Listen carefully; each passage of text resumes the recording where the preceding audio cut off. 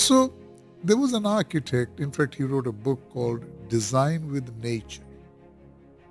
I thought it was the most beautiful book I ever read, you know.